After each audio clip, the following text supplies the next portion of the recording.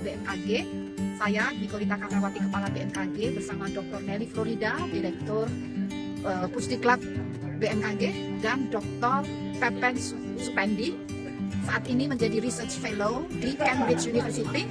Saat ini kami sedang berada di Cambridge University dalam rangka mendiskusikan apa yang dilakukan oleh Dr. Pepen Supendi dan menyiapkan pengembangan lanjut untuk mengirimkan staf-staf untuk tugas belajar S2, S3 di Cambridge University. Dan di sini Dr. Nelly Florida, saya persilakan untuk menyampaikan planningnya.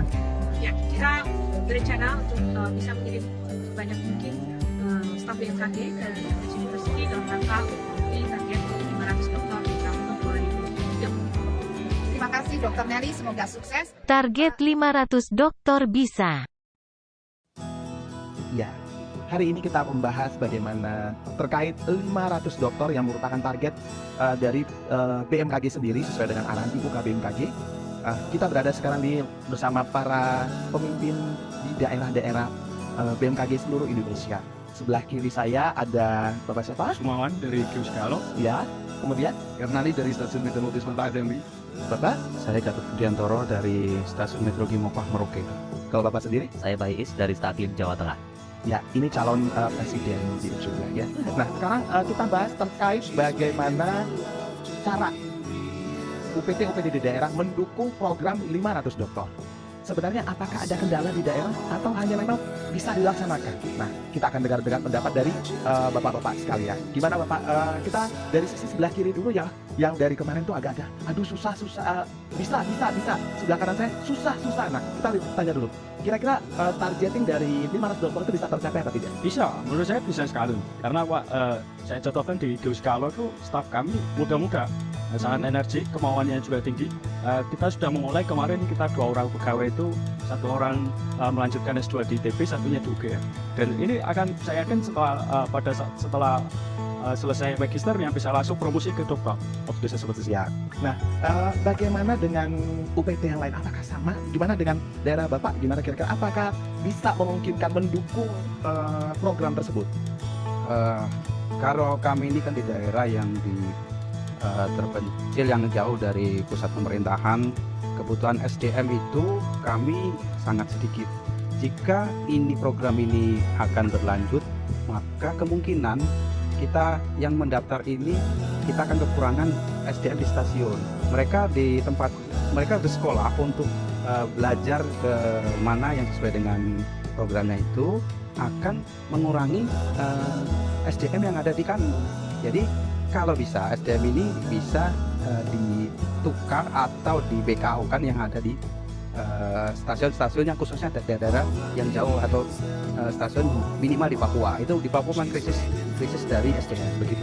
Terkait SDM, apakah itu juga menjadi kendala dengan Bapak yang tadi mengatakan bisa dilaksanakan? Baik, terima kasih Pak.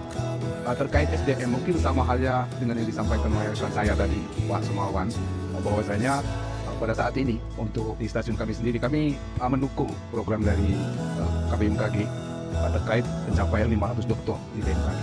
Salah satu hal yang telah kami upayakan yaitu beberapa pegawai-pegawai kami yang muda, ini kami arahkan untuk melanjutkan pendidikan S2. Selain dari itu, mungkin upaya dari BMKG Pusat juga kami coba trigger untuk adaptasi mereka terhadap program yang sudah disampaikan oleh BMKG, yaitu program talent scouting. Dan alhamdulillah memang sampai saat ini itu masih berproses dan sepertinya memang peluang itu kayak peluang kompetisi Cukup besar ya. besar. Oke. Tapi sebelum kita kembali ke masalah SDM, sebenarnya apakah 500 dokter ini merupakan suatu program yang bisa menjadi peningkatan kapasitas dari pegawai tanpa mengganggu operasional? Itu pertanyaan paling dalamnya. Karena selama ini kita tahu terkait kekurangan SDM yang tadi disampaikan Bapak ini, bahwasannya memang kita kekurangan SDM, kita harus bagaimana. Nah, apakah program ini ya bisa meningkatkan kapasitas tanpa mengganggu operasional? Nah, coba Bapak Pais gimana? Ya, kalau dilihat sih memang program ini sangat bagus ya. Tapi kalau dilihat dari ketersediaan SDM itu memang sangat menjadi sebuah kendala tersendiri gitu ya. Karena kalau berkaca dari di UPT kami sendiri bahwa itu banyak pegawai yang sudah dalam zona nyaman. Sehingga ketika diberitakan untuk mengikuti sekolah, biasa ada rasa tidak mau gitu ya, agak keberatan karena mereka juga pasti banyak hal yang dipikirkan. Tetapi ada sisi positif ketika memang program itu bisa dijalankan. Artinya ketika mereka yang sudah bersekolah S2, S3, harapannya memang sangat besar gitu ya. Nah, apakah mereka bisa membawa amanah bahwa mereka ketika setelah selesai sekolah, apakah bisa memajukan BMKG baik di tingkat nasional maupun di tingkat internasional? Itulah yang akan menjadi pertanyaan ke depannya. Oke, tantangan ke depannya, apakah mereka ketika kembali dengan gelar doktor itu memang benar-benar bisa membangun BMKG? Ya, jadi kalau menurut Bapak-Bapak, apakah yang selama ini sudah ada dokter ya kalau tidak salah di BMKG, apakah memang sudah kelihatan nih potensi-potensi dari mereka itu untuk mengembangkan BMKG sendiri? Gimana nih? Kalau saya ya dokter ini modal dasar. Karena saya yakin analitik seorang S1, S2 akan berbeda dengan dokter sendiri ya. Jadi menurut saya impian yang wajib ya kita raih bersama-sama sebagai organisasi gitu. Soal segala kendala itu saya pikir ya biasa aja. Proses bertumbuh itu pasti sakit, perlu ada effort yang lebih kuat untuk usaha-usaha lebih kuat gitu. Nah, oke. Berarti kan sebenarnya permasalahan ini adanya adalah bagaimana Bapak-bapak sekalian sebagai pemimpin di UPT masing-masing bagaimana memotivasi ya, contoh Bapak sampaikan tadi zona nyaman, bagaimana merubah mindset mereka. Tetapi kendala apa lagi ketika kita mencoba untuk merubah mindset mereka untuk ikut sekolah itu banyak kendala Pak. Kira-kira apa kendala selain di zona nyaman itu bagaimana itu kendala apa lagi Pak?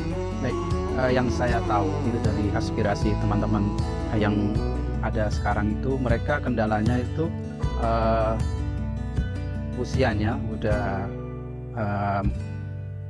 tinggi, kemudian dia itu memikirkan keluarganya, apakah nanti pas saat dia diterima itu dia pergi atau bawa keluarganya apa tidak. Nah itu kendala yang mereka pikirkan, apakah mau mendaftar atau tidak. Terus kemudian ini yang keluarganya ditinggalkan, apakah bisa ikut. Nah itu perlu biaya tinggi untuk mendaftar itu gitu ya. Berarti selain dari mereka sudah nyaman, juga ada keluarga yang dipikirkan, dan juga ada biaya yang dipikirkan. Jadi menurut Bapak-Bapak kira-kira gimana ini? Solusi apa yang bisa kita bangun? Bagaimana caranya untuk membuat mereka itu bisa berpikir bahwasanya mereka pendidikan itu juga ke depannya adalah untuk meningkatkan kapasitas, jadi untuk meningkatkan diri mereka sendiri. Sehingga memang harus ada yang ditinggalkan. Nah kira-kira Bapak menyampaikan itu gimana? Baik, terima kasih Pak. Mungkin tadi seperti disampaikan oleh Pak Gakon sama Pak Is juga bahwa komposisi pegawai kita ini memang beragam. Jadi ada yang tua, kemudian ada yang muda. Kalau yang tua mungkin ya semangat mereka itu kurang. Tapi kalau yang muda, kita masih tetap optimis dan mereka ini saya yakin apabila kita berikan masukan-masukan hal yang positif, mereka siap menerima. Kenapa ini kami sampaikan? Karena ini sudah kami buktikan juga di stasiun kami. Jadi adik-adik yang baru lulus dari SMKG itu, begitu kita arahkan untuk melanjutkan sekolah, mereka semangat. Terlepas dari orientasi bahwa mereka tadi mungkin media atau hal yang lain, karena ini memang sesuai dengan bukan arahan mungkin selama ini disampaikan oleh KBMKG, tujuan 500 dokter tadi sebenarnya tidak semata-mata 500 dokter. Jadi beliau itu hanya menginginkan peningkatan kualitas SDM. Jadi mungkin itu salah satu motivasi kami terhadap adik-adik khususnya yang generasi milenial. Oke. Nah mungkin kebijakan terbaru yang keluar itu adalah pembatasan usia untuk yang 35 tahun itu boleh harus mengikuti talent scouting dan harus mengikuti seleksi untuk beasiswa ke luar negeri ya. Nah kemudian 35 tahun ke atas itu boleh mengambil dalam negeri. Apakah kebijakan ini menurut Bapak Ibu sekalian itu bisa terimplementasi dengan baik? Karena kan pasti ada kesenjangan. Otomatis masih ada juga yang umur 36 itu juga pengen gitu ya. Nah sementara yang 35 ini yang diutamakan first class lah kalau istilahnya kita. Nah, sementara yang 36 ini ya apa boleh ngambil ITB atau apa begitu loh. Kira-kira apakah kesenjangan ini menimbulkan riak-riak kecil di stasiun atau di UPT yang ada di daerah tempat Bapak sendiri gimana Bapak? Kalau kesenjangan itu ada, karena memang biasanya senior itu yang umurnya lebih ini, dia selalu kenapa kok lebih yang muda yang diprioritaskan, tua tidak. Nah itu solusinya paling tidak seperti yang Pak Homek tadi bicarakan ya, solusinya untuk ke luar negeri yang tanpa beban keluarga, bolehlah ke luar negeri yang usianya ada batasan. Dan untuk yang di dalam negeri, apakah itu secara online atau jadi tidak mengganggu dengan aktivitas keluarga yang sini gitu. Oke. Kalau menurut pandangan saya begitu. Pak Is gimana? Ya, menurut saya sih memang itu sepertinya terkesan tidak adil ya, karena yang muda harus keluar negeri, yang tua harus di dalam negeri ya. Tapi itu dari sisi ini memang ini memang kebijakan dari BMKG untuk para pegawainya. Tapi ya mungkin perlu dipertimbangkan juga ya, bahwa kita semua pegawai punya hak yang sama, baik yang umur 35 tahun ke bawah ataupun yang ke atas. Jadi jangan ada pembedaan. Karena apa?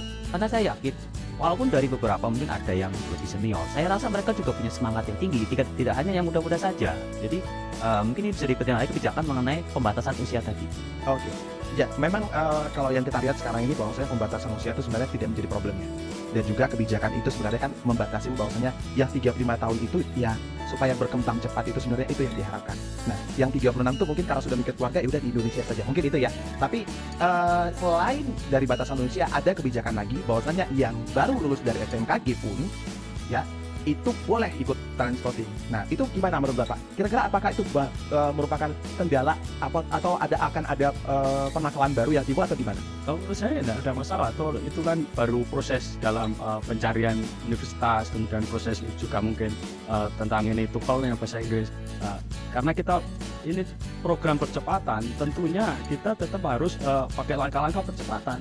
Kalau ada pembatasan harus syaratnya PNS dan sebagainya, berarti kurang cepat lagi gitu. Jadi target kita percepatan, berarti ya cepat lah itu menurut saya. Kalau habis lulus STMKG langsung diberi kesempatan yang sama, Cepat, tepat, selesaikan. ya. Tetapi saya pernah mendengar nih kendala di daerah. Beliau itu belum berada di daerah, ya, belum bekerja, mengalami bagaimana atmosfer bekerja. Tiba-tiba sudah di upgrade secepat itu gitu. Terus itu kira-kira menurut Bapak pantas nggak dan mereka mendapat reward segitu sementara udah ada banyak pegawai-pegawai yang sudah bekerja juga pengen gitu. Gitu kira-kira gimana? Jadi mekanisme itu harus kita bedakan. Jadi kalau yang baru datang, ya kembali dulu ke daerah sambil menyelang dulu, kemudian sambil mendaftar. Misalnya pendaftaran itu tidak harus langsung mereka langsung pergi toh, kan dia perlu proses mungkin setahun atau 2 tahun. Dan itu kalau yang langsung begitu, saya rasa masih dibandingkan dengan yang sudah ada seniornya yang ini ada sedikit iri gitu. Iya, kenapa kok itu langsung?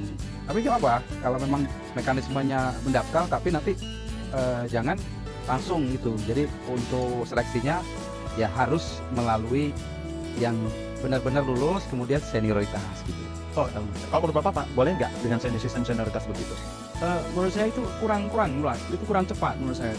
Menurut saya lebih baik fair aja. Tesnya silakan sama-sama mencari misalkan universitas, begitu dia lulus ya sudah. Apalagi first graduate itu secara kedua masih tajam-tajamnya gitu loh. Saya khawatir jika sudah istirahat 1-2 tahun bahkan 3 tahun mungkin bikin lagi nih otaknya nih. Gitu. Jadi saya lebih setuju jika first graduate juga diberi kesempatan. Balik lagi, alasan saya ya antaranya percepatan. Namanya percepatan itu harus ada strategi yang agak berbeda dari secara umumnya. Ya, kalau menurut Bapak ini seperti itu. Tapi kalau menurut saya pasti ada lagi pendapat lain dari Pak Is sendiri ya. Karena terkait anak yang baru CPNS. Kira-kira menurut Bapak sangat mumpuni nggak ketika kita membandingkan ya fresh graduate dengan yang sudah bekerja? Tapi apakah potensi yang sudah bekerja ini tidak lebih bisa jadi lebih baik? Apakah memang di bawah dari yang fresh graduate? Kalau Pak Is gimana? Saya begini ya, ketika seorang akan mengikuti tugas belajar, paling tidak dia sudah punya modal, ya, modal pendidikan awal, terus juga modal ketika dia sudah di daerah. Jadi ketika dia masuk, dia sudah punya bayangan, dia sudah mengetahui kondisi suatu UPT yang berada di jauh dari ibu kota, atau dengan segala keterbatasan, dengan segala ketersediaan data dan juga segala ketersediaan kebutuhan informasi di daerah tersebut yang apa yang dibutuhkan itu apa. Jadi dia harus sebaiknya lebih tahu dulu gitu ya. Jangan dia belum pernah kemana-mana, terus tiba-tiba dia daftar. Saya pikir itu terlalu terlalu enak sekali, terlalu dini gitu. Jadi dia nggak punya modal apa yang mau dia kembangkan untuk Indonesia, untuk BMKG seperti itu. Jadi memang mungkin Bapak berpikirnya seperti ini, bahwasanya ketika dia belum tahu lokasinya, jadi dia tidak bisa mencari topik ya nanti yang akan dia kembangkan di dalam peningkatan kapasitas mungkin itu. Tapi gimana dengan Pak R? Kira-kira apakah itu jadi kendala atau tidak sih sebenarnya? Ya kalau menurut saya itu ya tadi kita bicara kendala Pak ya. Tapi sebelum kita bicara kendala, seperti tadi yang disampaikan awal bahwa memang komposisi pegawai ini kan beragam. Ada yang tua, ada yang muda, ada yang milenial. Semestinya juga BMKG memikirkan, karena kenapa? Milenial ini nanti akan menjadi tua juga. Jadi potensi pegawai ini kan tidak terbatas. Ya, mestinya sampai mereka itu berakhir kerja dalam artian pensiun ya. Mestinya harus produktif juga. Kan begitu. Jadi jangan berorientasi sekarang 500 dokter mereka bekerja, kemudian nanti mereka tidak tua. Kita harus mempertimbangkan juga terkait produktivitas. Kemudian sekolah ini pun sebenarnya kalau mau kita lihat nanti feedback ya kalau saya di daerah feedbacknya seperti apa? Harapan saya tentunya pada saat mereka menyelesaikan pendidikan dia akan bisa kembali ke daerah, meningkatkan stability. Ya, mungkin apa Pak? Mungkin itu harapannya, bahwasanya mereka tetap harus kembali ke daerah. Tetapi kebanyakan yang kita lihat sekarang, ketika menjadi S3 itu, dia pasti merasa, oh gue S3 kok, gue lebih bagus ada di pusat gitu. Itu yang kendala yang mungkin akan terjadi dan tidak akan terjadi di daerah. Tetapi karena berhubung waktu kita cuma dikasih 15 menit ya kan, jadi agak menyusahkan. Padahal ini dialog yang mau di sini Saya mau titip pesan aja Pak. ya. Jadi nanti apabila sudah ada dokter di daerah, tolong jangan diambil. Oh ya, Karena daerah kami bagus ya. Jadi memang ini talkshow ini cukup menarik ya, apalagi terkait SDM itu sangat penting sekali. Ya mungkin hari ini clue-nya kita sudah dapat bahwasanya apapun permasalahan terkait 500 dokter ini tetap kita harus dukung, Siap. kita tetap harus memberikan yang terbaik dan kita selaku orang yang di UPT itu tetap mendukung. Mungkin itu ya. Terima kasih buat semuanya. Semoga ke depan kita bisa lebih mampu lagi, lebih bisa lagi, BMKG lebih jaya lagi. Jadi 500 dokter itu harus, bukan mimpi. Aman kan? Laksanakan. Ya. Terima kasih. Dah. Nah, itulah tadi diskusi para KUPT mengenai program BMKG terkait dengan 500 dokter di BMKG. Harapannya dengan kekurangan dan kelebihan dari program ini dan juga dengan dukungan dari seluruh sivitas di BMKG termasuk juga baik di pusat maupun di daerah, harapannya BMKG dengan kapasitas dan juga potensi yang dimiliki oleh pegawainya dapat menuju BMKG yang global player.